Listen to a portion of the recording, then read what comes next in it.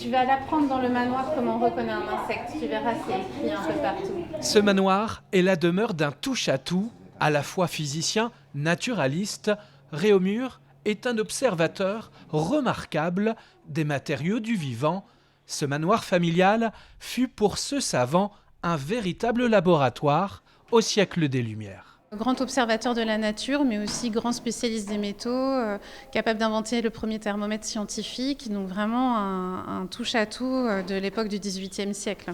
Il a fait les couveuses à poulet, par exemple, pour avoir du poulet toute l'année, mais il a aussi travaillé sur les essieux de sa charrette pour rendre les nids de poules plus faciles à prendre. Il a beaucoup observé la nature, donc il a travaillé aussi sur l'abeille, l'apiculture. Il a travaillé aussi sur la reproduction des grenouilles, enfin vraiment plein de sujets différents. Réaumur possède à Paris une rue et une station de métro avec Sébastopol. Son nom est également celui de la commune de Vendée où se dresse son manoir, un manoir devenu au fil du temps un centre d'interprétation pour tous les curieux de la nature et des sciences.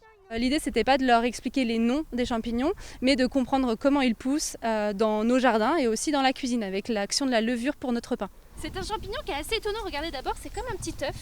Ils vont comprendre comment l'arbre va pousser, comment on trouve certains champignons à certains pieds des arbres et pas à d'autres.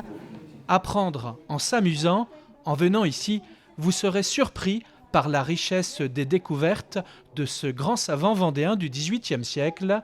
Le manoir des sciences de Réaumur est ouvert les après-midi jusqu'au dimanche 5 novembre.